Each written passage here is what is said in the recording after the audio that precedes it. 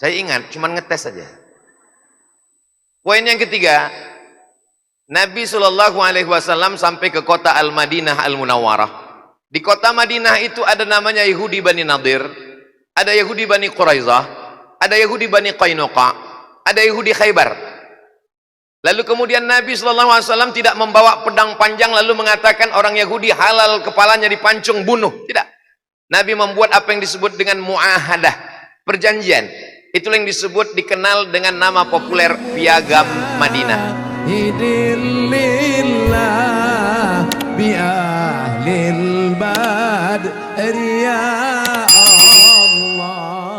Saya akan urutkan satu persatu. Poin yang pertama, ada seorang perempuan, suatu malam dia bermimpi. Dalam mimpinya dia melihat dia memangku bulan. Lalu kemudian besok pagi dia bercerita kepada ayahnya, "Ayah, aku malam tadi bermimpi." "Apa mimpimu, nak?" "Dalam mimpiku aku melihat aku sedang memangku bulan." Lalu ayahnya langsung menempeleng anak perempuan itu, darah keluar dari mulutnya. Kenapa? Karena makna memangku bulan artinya dia akan dekat dengan yang kita selalu sebut dengan bulan purnama. Kalau dia datang selalu kita sambut dengan Tola'al Badru Alaina.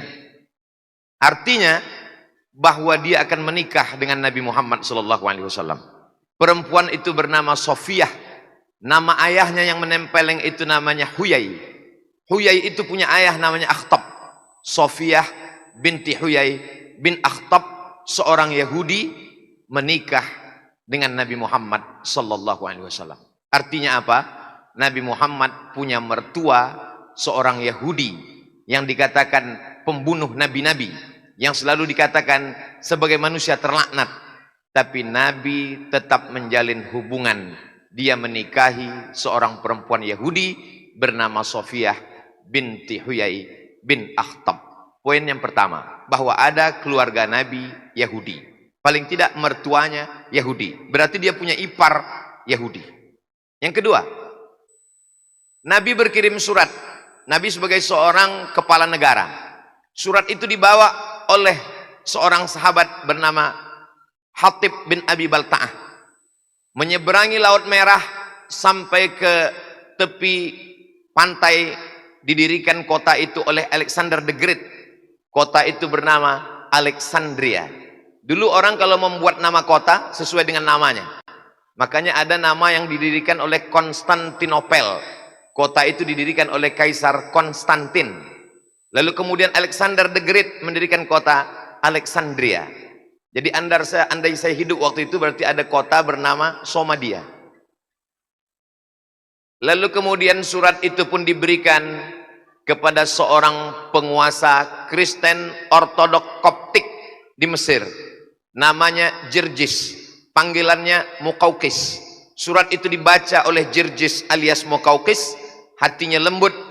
Lalu dia simpan surat itu di dalam kotak yang terbuat dari kayu. Dia beri minyak wangi, dia cium. Dan dia balas surat itu.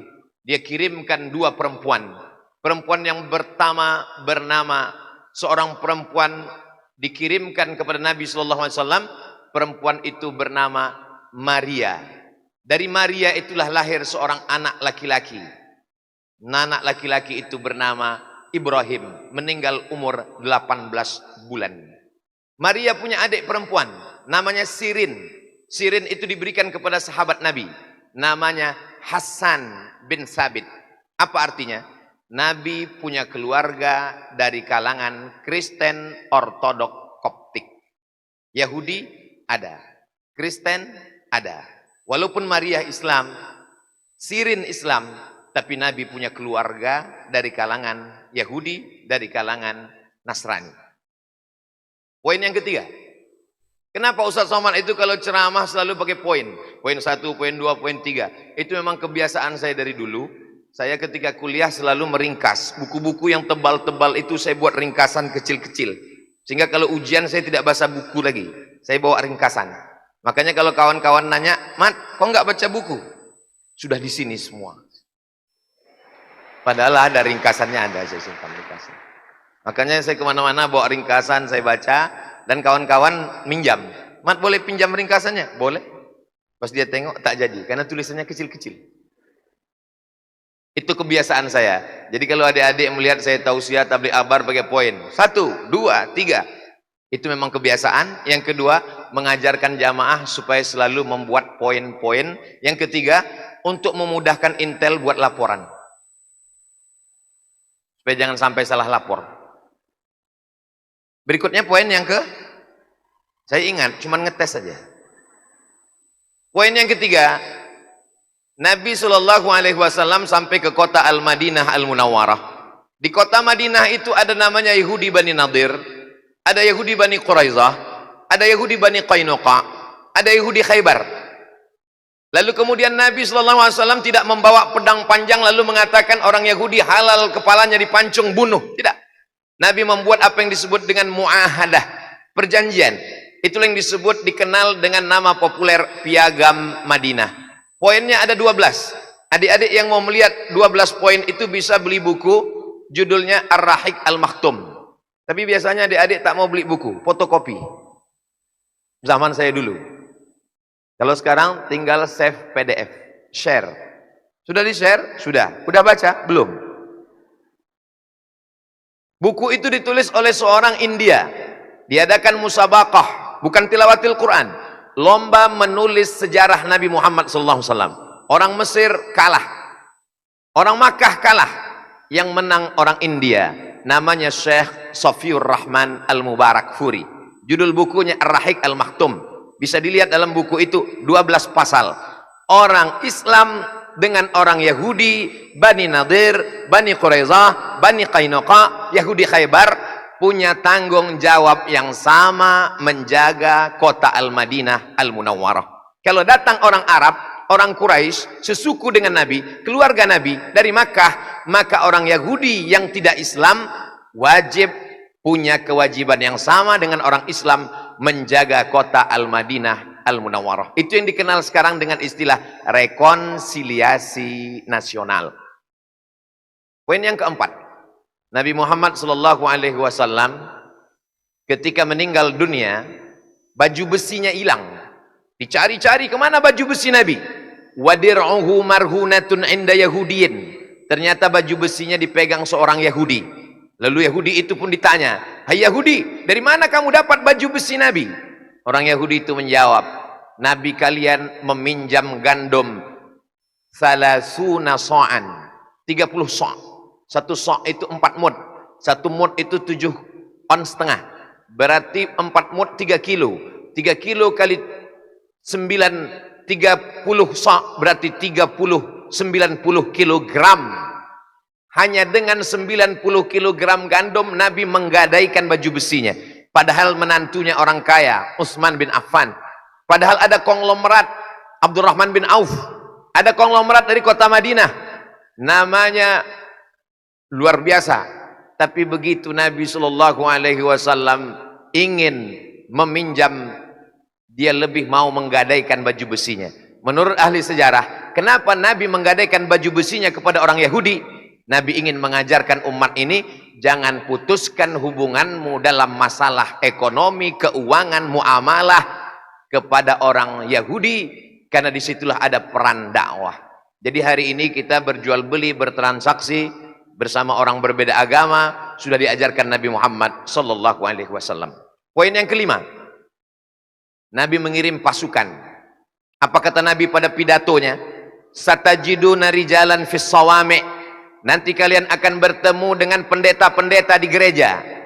La ta'ridu lahum, jangan ganggu pendeta. La taqtulu sabiyan murdi'a, jangan bunuh anak kecil yang sedang menyusui. Wala syaikhan faniya, jangan bunuh orang tua renta. La tahdimu buyutan, jangan hancurkan rumah. La ta'qiranna nakhlan, jangan cabut pohon korma. Ibu-ibu, bapak-bapak, adik-adik yang tidak bisa melihat saya secara jelas, ternyata di belakang ada yang lebih besar. Jangan cabut pohon korma, jangan hancurkan rumah. Aturan perang untuk tidak boleh membunuh wartawan dan medis itu baru ada setelah perjanjian United Nation PBB di Jenewa. Abad 20. Sebelum itu, orang primitif kalau berperang, hancurkan rumahnya, ratakan dengan tanah, bakar kebunnya, larikan anak gadisnya. Nabi Muhammad SAW, wa ma arsalnaka illa rahmatan lil ukhuwah, dalam bingkai wawasan kebangsaan. Begitu Nabi menghormati. Ada orang tua, ada pendeta, ada ibu menyusui, ada anak menyusu, ada pohon kurma. Karena makanan pokok mereka ketika itu kurma. Maka tidak boleh menghancurkan. Jangan ganggu orang yang bukan menjadi objek perang. Berikutnya yang keenam. Ada seorang raja di Afrika bernama Jirjis Mukaukis mengirim madu. Madu itu disebut dengan asal banha. Asal banha itu sampai kepada Nabi, diminum oleh Nabi Muhammad SAW. Jadi kalau ada adik-adik punya teman yang tidak seakidah, tidak seagama, lalu adik-adik ada dikasih madu, takut untuk meminumnya, kasih ke saya, biar saya bawa pulang. Nabi diberikan kain panjang, karena ketika itu Makkah tidak punya produsen kain, tidak ada pabrik tekstil. Ketika itu yang maju peradabannya adalah Mesir. Mesir peradaban tua. Lalu kemudian mereka orang Mesir memberikan hadiah kain kepada Nabi. Nabi menerima kain itu. Disebutkan dalam kitab yang ditulis oleh Al-Hafiz Ibnu Hajar Al-Asqalani, bahwa Nabi menerima kain dari Raja Mukaukis.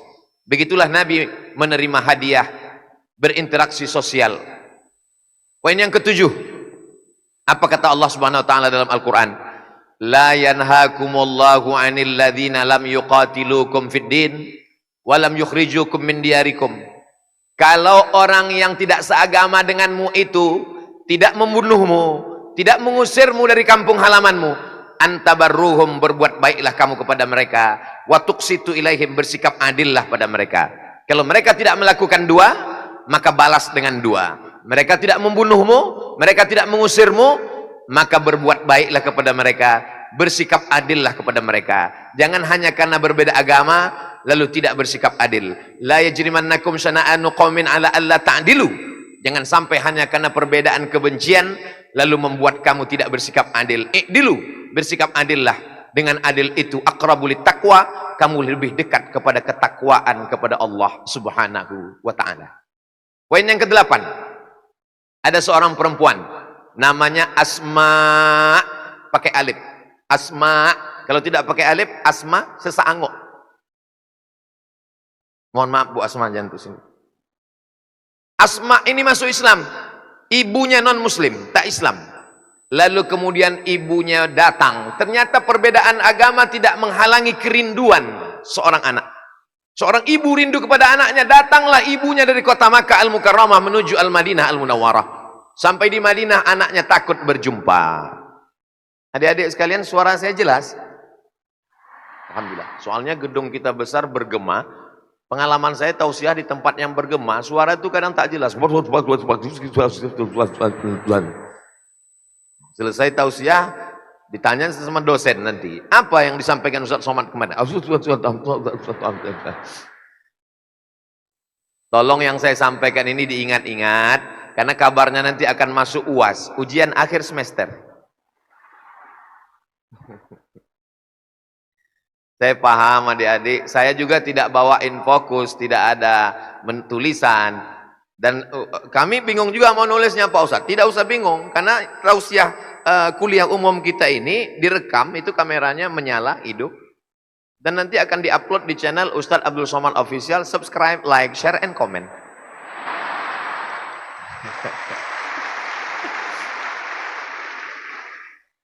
Yang ke-8, bahwa seorang ibu masuk Islam dan kemudian anak masuk Islam, ibu tidak Islam. Datang dia ke kota Madinah, anaknya takut menemui ibunya.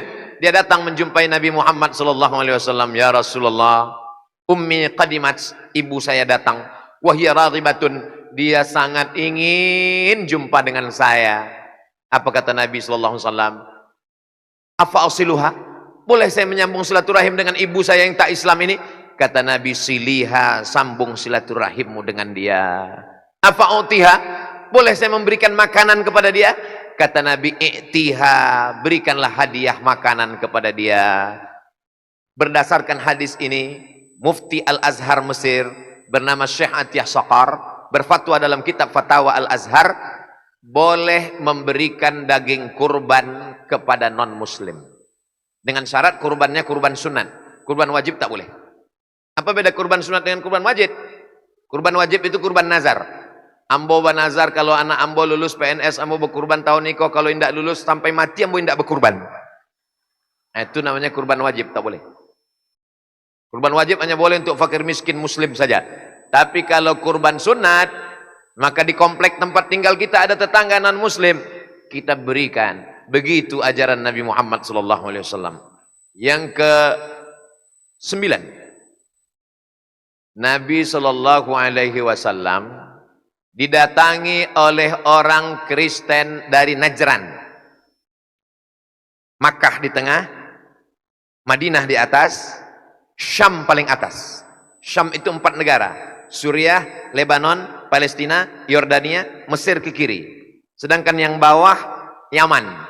Perbatasan Saudi Arabia dengan Yaman ini ada kota namanya Najran. Di Najran ini banyak Kristen Ortodok. Mereka datang ke kota Al-Madinah Al-Munawwarah, mau menanyakan bagaimana status Jesus Christ. Apakah dia anak Tuhan?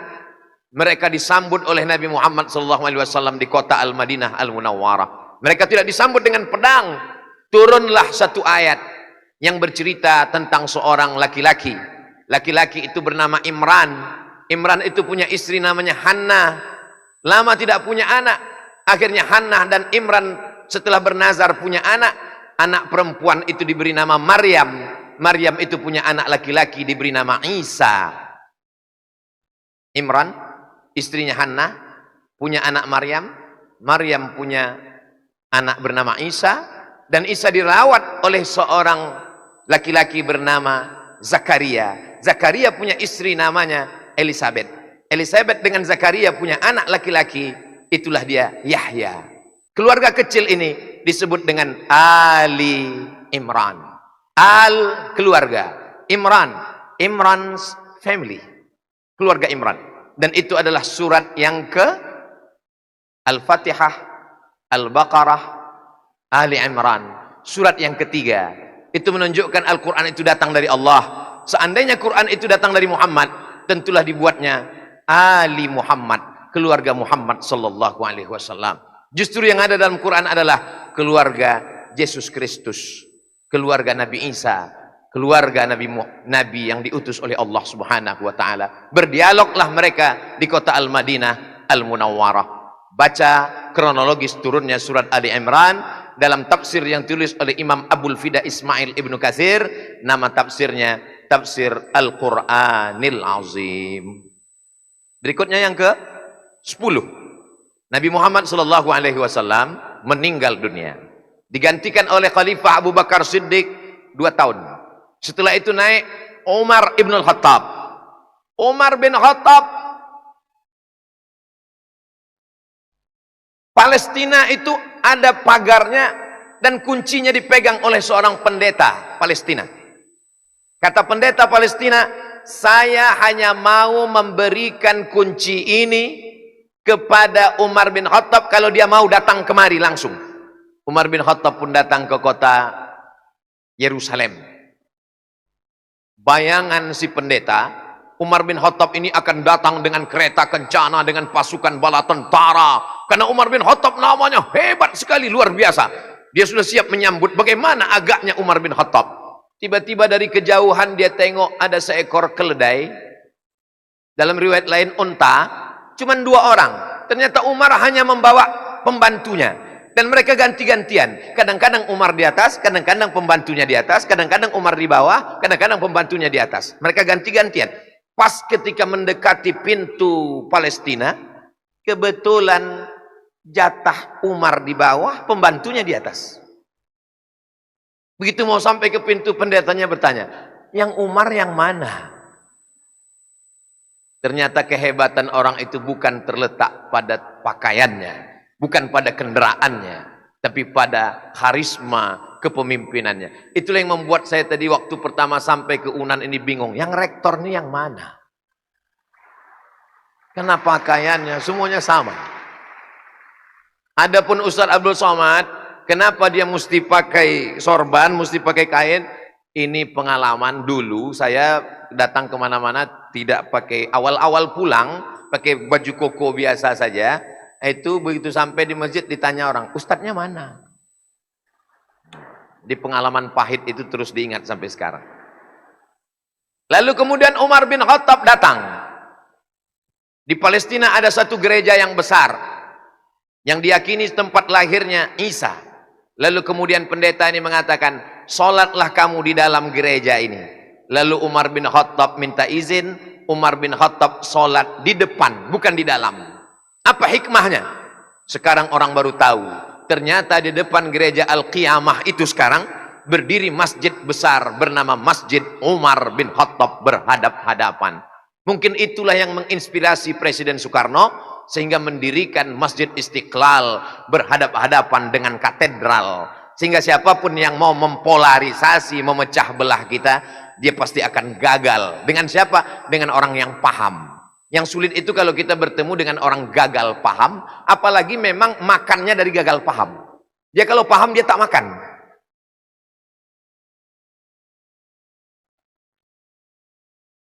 Sepuluh poin. Ustadz lanjutkan ke 11 atau ke 12? Saya diberi waktu sampai jam 12. Karena kita masuk waktu zuhur. Dan memang sesuai dengan kode etik saya, 600 ml. Walaupun nampaknya botol di UNAN ini kecil-kecil. Memangnya ketek, tapi tigo. Jadi kalau bercerita tentang ukhuwah dalam wawasan kebangsaan, Masya Allah, tabarakallah, tidak ada. Bingung orang-orang di dunia ini untuk mengatur bagaimana berbeda agama. Dalam Islam sudah jelas. Wala ana abidum ma'abattum, wala antum abiduna ma'abud lakum dinukum. Kalau dalam masalah hubungan sosial, kita lanjutkan yang ke-11. Yang ke-11 ada menantu Nabi, suami Fatimah, namanya Sayyidina Ali. Ali bekerja menimba air, mengambil upah menimba air di kota Al-Madinah Al-Munawwarah. Ketika itu dalam keadaan sulit, susah dan genting. Lalu kemudian sahabat melapor ke Nabi, ya Rasulullah, Sayyidina Ali kerja di rumah orang Yahudi menimba air. Nabi membolehkan selama tidak terkait dengan agama. Menimba air tak ada urusan dengan keyakinan. Jadi adik-adik alumni dari UNAN, kabarnya 30% itu adalah dalam bidang kesehatan. Jadi kalau kita dalam bidang kesehatan mengobati orang, orang sudah mau mati, lalu kita tanya, agamanya apa? Ya matinya langsung. Menolong. Nabi SAW membolehkan Sayyidina Ali mengambil upah menimba air di rumah orang Yahudi karena tidak terkait dengan akidah. Jadi masalah toleransi ini sekarang di tengah bangsa kita ini ada orang yang tak dapat membedakan mana toleransi, mana telur asin. Dalam masalah hubungan sosial silakan, tapi kalau sudah dalam masalah koridor yang bernama ritual ibadah, maka itu domennya intern kita. Dan dari dulu kita sudah terbiasa dengan itu. Untuk wilayah-wilayah yang penduduknya 50-50 antara Muslim dengan tak Islam, seperti di Sumatera Utara misalnya, satu suku sama-sama saudara kita dari suku Batak, itu mereka sudah belum ada pernah konflik antara sesama Batak Islam dengan Batak tak Islam. Kenapa? Karena ada yang lebih kuat, persaudaraan, satu marga, satu keluarga, satu suku, satu. Kalau sudah sama-sama ikatannya luar biasa. Jadi kalau menikah bagaimana? Ketika acara pernikahan di tempat saudara kita yang tak Islam, itu biasanya dibuat 2 tempat makan. Satu khusus kemah untuk makanan Muslim, ada yang tak Islam. Kita sudah tahu itu dari dulu. Makanya ketika kita datang bertamu makan, ya kita makan di tempatnya aja. Oh Muslim, kita makan sini. Jangan pula singgah ke Siko. Siko, enggak Siko sebentar seketeknya. Enggak, itu haram. Enggak, kuahnya saya seketek. Enggak bisa. Masalah pernikahan tidak. Setelah kita makan, kita naik, lalu kita ucapkan semoga bahagia sampai ke pulau harapan. Doa-doanya yang bersifat umum. Yang perlu naik ke atas, barakallahu lakuma, itu lain. Jadi sebenarnya tidak perlu mengajar orang Indonesia tentang toleransi beragama, bersaudara dalam wawasan kebangsaan. Itu sama dengan majaitik beranang. Kita ini bukan agama yang baru. Dan kita bersaudara, bertetangga, berkawan ini bukan sesuatu yang baru. Makanya ada yang unik dengan umat Islam ini. Mesir mayoritas Muslim, tapi objek wisatanya piramid. Seandainya umat Islam itu dulu menghantam, menghancurkan, itu Sphinx tidak ada sekarang. Tapi ada yang unik dengan patung-patung di semua negeri Mesir itu. Semua patung-patung itu hidungnya hilang. Termasuk Sphinx hidungnya hilang. Mengapa begitu? Ternyata patung kalau berkurang anggota tubuhnya, maka dia tidak haram lagi. Jadi ibu kalau punya patung di rumah, pulang dari sini, misalnya gajah, hilangkan belalainya. Dia mesti utuh. Mohon maaf Pak Dokter, kalau waktu habis saya kasih tahu aja. Maksud amba bagi tahu itu, bahan ambulah mulai habis, menipi kok. Begitulah Nabi SAW mengajarkan. Indonesia, Muslim terbesar di dunia, tapi objek wisatanya, Candi Borobudur. Candi Prambanan. Kalaulah dulu Wali Songo, ulama-ulama itu mengajarkan, hancurkan, ratakan dengan tanah. Tidak ada itu. Riau, mayoritas Muslim. Objek wisatanya, Candi Muara Takus. Jambi, mayoritas Muslim. Objek wisatanya, Muaro Jambi, candi lagi. Melayu adalah Islam. Melayu tanpa Islam, hilang me-nya, tinggal layunya. Minangkabau Islam. Minangkabau tanpa Islam, hilang Minangnya, tinggal enggak mau namanya cek. Ambo sekedar mengarahkan saja. Yang ke-12. Suatu ketika Nabi SAW musafir dalam perjalanan panjang, dia lihat ada seorang sahabat mengambil obor, lalu dia bakar-bakar sarang semut. Dibakarnya sarang semut. Datang Nabi, berang Nabi. Kata Nabi, la yu'adzibu bin nar illa rabbun nar. Tidak boleh membunuh dengan api kecuali Tuhan pemilik api. Apa maknanya? Kalau begitu kita mesti kembangkan judul kita ini, bukan ukhuwah dalam wawasan kebangsaan, ukhuwah dalam wawasan kesemutan. Semut pun mendapat rahmat dengan kedatangan Nabi Muhammad SAW. Tidak boleh menyiksa semut, kecuali semut itu mengganggu boleh. Mana dalilnya kalau dia mengganggu? Uqtulul aswadaini fis shalah. Bunuhlah dua yang hitam walaupun engkau sedang sholat. Allahu Akbar. Nampak kala jengking, bunuh. Jadi dia akan lalu menggigit awak. Inilah dalil bahwa orang sholat itu buka mata. Sekarang banyak anak-anak muda sholat tutup mata. Allah. Iya kalau sholatnya di masjid. Kalau di hutan datang anaconda, buka mata, lain suara. Marab bukal. Jadi Islam ini boleh membunuh. Tapi membunuh tidak menyiksa. Idza qataltum fa ahsinul qitlah. Kalau kamu membunuh, bunuh dengan baik. Sekali pukul mati.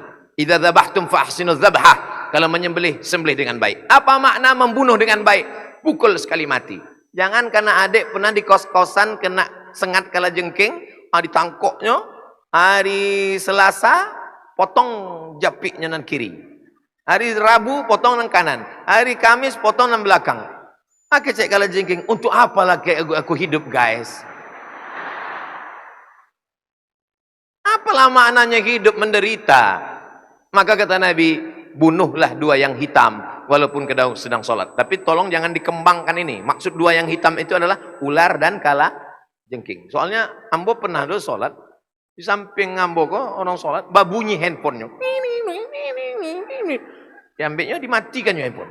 Selesai sembahyang ambo tanya, mengapa matikan? Aduh hadisnya. Aduh hadis uqtulul aswadaini, bunuhlah dua yang hitam walaupun sedang sholat. Handphone ambo hitam misalnya. Iko pengembang, 5 menit lagi kecil Pak Moderator. Iko pengembangan yang terlalu berlebihan. Katiga baleh. Ada seorang sahabat Nabi namanya Imam Al-Hasan Al-Basri. Imam Al-Hasan Al-Basri levelnya tabi'in. Paling tinggi Nabi. Orang nan basua dengan Nabi, sahabat. Orang yang berjumpa dengan sahabat, tabi'in. Salah satu tabi'in ini namanya Imam Hasan Al-Basri. Basri, orang Arab, kalau disebut namanya, itu langsung nama kota tempat tinggalnya. Al-Basri, orang Basrah. Al-Makki, orang Makkah. Al-Madani, orang Madinah. Al-Fadani, orang Padang. Ada ulama Mesir, seandainya terbakar semua kitab usul fikih di dunia, yang ada di perpustakaan terbakar semuanya, tapi dia masih hidup seorang ini, lakafah, cukup.